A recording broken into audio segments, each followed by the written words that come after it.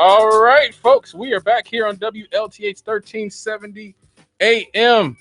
I am Scott Cannon. Over the phone is Reverend Delwyn Campbell. Hello. Yes, and I definitely, Rev, I sent you this story. I definitely wanted to get into this about the city of Gary, Indiana, the greatest city in all of the world. My favorite Yes, conversation. yes, yes. Um, the Gary taxpayers are feeling sticker shock as the school referendum is now included in their May billing. Now, this was in the Post Tribune. Taxpayers in the Gary Community School Corp received their first look at what the referendum approved in November means for their property tax bills after the spring installment was sent.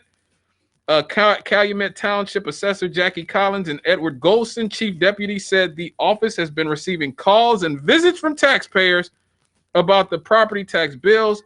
Most concerns focus on the referendum. Collins said the funding generated by the referendum will help schools and enable teachers who have not received a raise in about a decade to finally get a pay increase. It also means a higher tax bill for all property owners within the school district. Property values have also been on the rise in some areas in this city. Places like Miller, Lakeview, and Lake Ridge.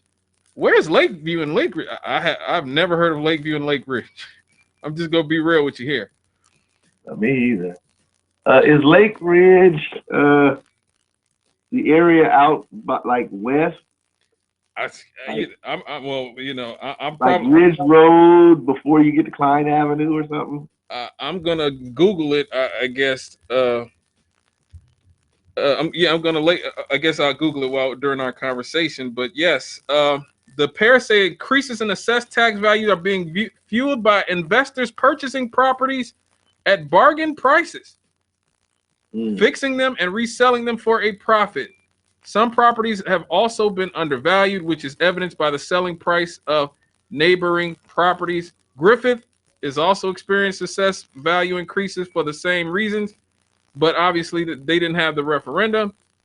The city's tax rate has not increased, they said, and they said that it is said that the cost of the referendum for homeowners range from about $150 to $2,500, depending on the assessed value. Now, when they had us vote for it, they said I thought I could swear they said it would be $71. That the average household would pay something like $71.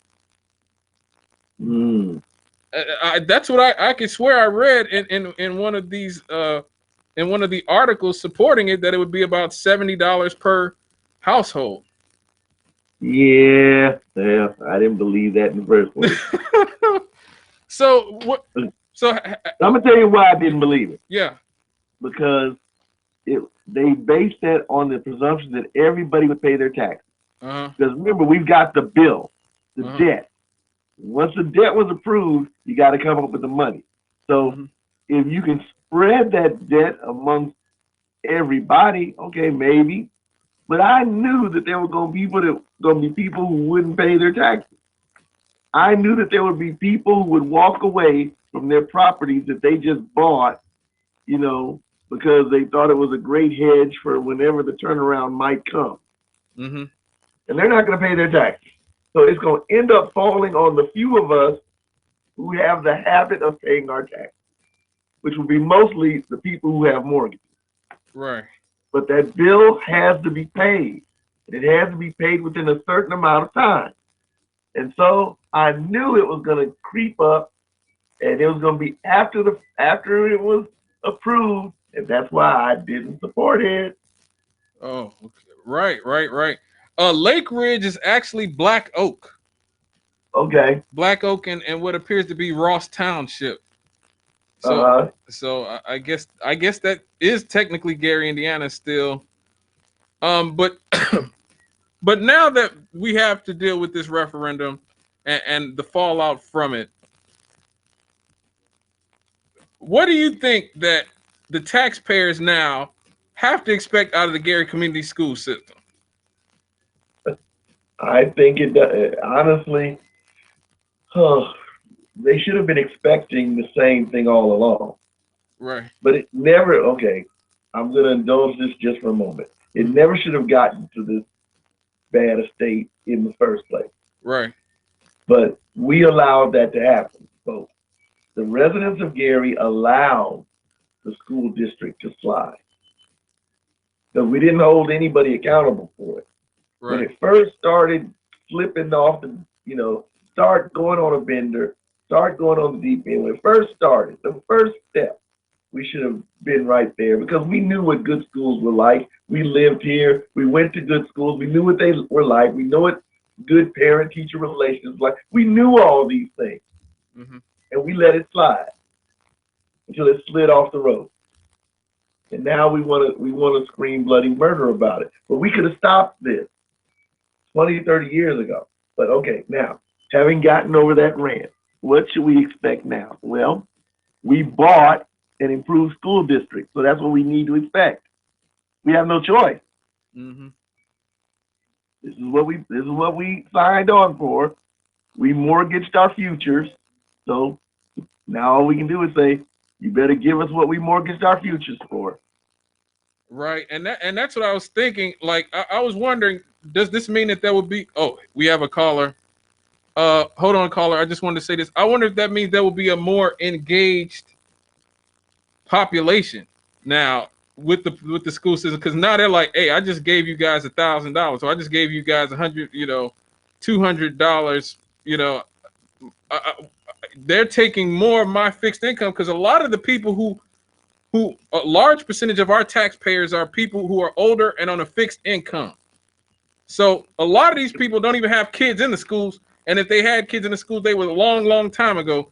So I'm wondering exactly how invested a lot of these people feel in the school system now that they've essentially seen what's being taken out of their pay.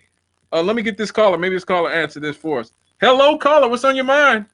No, I couldn't answer it for you, but I tell you, Mr. Tulliver spent over about 3.5 months trying to describe the scenario to people. You're being shocked. With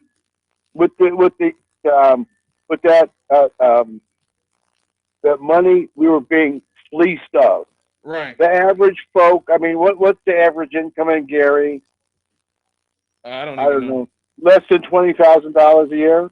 Yeah, maybe. Yeah, the median income I think was 26. Yes, wow. But we're not doing great. Wow, I didn't. The people that want to come in don't want people living here, and they'll be taxed out of They'll be taxed and priced out of being able to live here. Right. That's what's going to happen eventually, right? Because we have no price controls. We want growth so badly, we're willing to give up our second and third baby so we can get it. Right. That's exaggeration, of course, but I'm just saying, like the referendum went through as if it was a great thing for the Gary folks. And it was for a small minority of people that are going to see any advantage from it, but everybody, taxes go up. It didn't encourage public school, it encouraged private school. Right. The condition in our society is we don't like the idea of public schools anymore, because after all, I want to send my little Billy to private school. And so, I mean, where was the notion of civics? Well, we don't have it anymore. We're taught to be good business people, good entrepreneurs. It's all about maximizing your profit. I think we're in a real pickle here. Right. We're sitting on a gold mine here. Mm-hmm. It's just a blessing waiting to happen. And I think when you get hard up or when you feel desperate, you're more likely to take something that you ought not to take. Right. But hey, guys, thank you for your call. Thank you for your call. We know now that the taxpayers are having some regrets and remorse now that they've seen what happens. What exactly can be done? I mean, is there anything that can be done? Did you know? Not that I know of. Right, because I mean, it's the law now. The money's been, I guess, it's been given. And I'm pretty sure that MGT is not going to give it back. Right. I know the school teachers. This kind of reminds me of a scene of a TV show that I saw. I look at every week. It's on NBC. Some medical show. And this particular episode, the head of the hospital, New Amsterdam, that's the name of the show, he discovered that systemic racism is a problem and that it has also impacted the salary, including his best friend, who's like one of the top neurosurgeons in the country and a black guy. Even he is paid less than some of his white colleagues.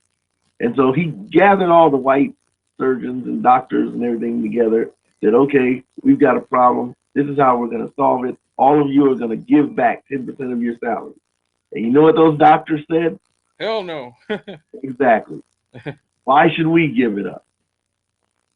We didn't create this. Why should we have to suffer through it? And because they've got the money now, they've adjusted to life with that money. And now you want to take it back, even though your reason might be a wonderfully good reason and noble, but it's being financed on our back. They weren't willing to do it. It's just like this. If it turns out that this referendum, as I said in the month before the election, that this is going to hurt us more than it helps us, well, okay, now bring on the pain. Right. Because it got voted in. I didn't vote for it, but it got voted in. Right. I live here, so I'm going to have to pay the cost to be the boss like everybody else. Right. But that means I expect that my kids should be able to go to a school that has good teachers, because they ought to be happy now. They got a raise. Mm-hmm. Okay, so right. they better be happy teaching now. My kids better learn now. I heard that. All right, Rev, we got to go to a commercial break. It's 20 minutes before 8 o'clock. This 2 hours has flown by.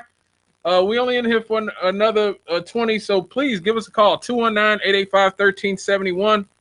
That number again, 219-885-1371. We'll be right back after these.